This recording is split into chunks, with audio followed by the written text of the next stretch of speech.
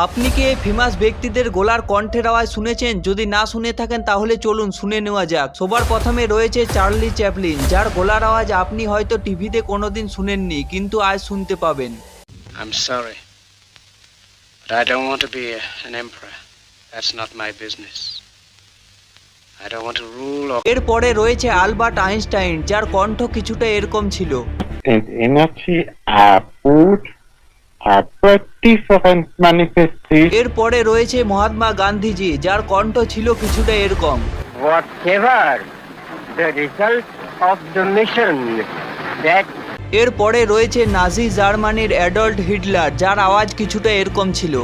Meine Arbeit für richtig hältst, ob du glaubst, dass ich fleißig gewesen bin. এরপরে রয়েছে মহান inventor Nikola Tesla, যার কণ্ঠ ছিল কিছুটা এরকম। Power is everywhere present in unlimited quantities. I can drive the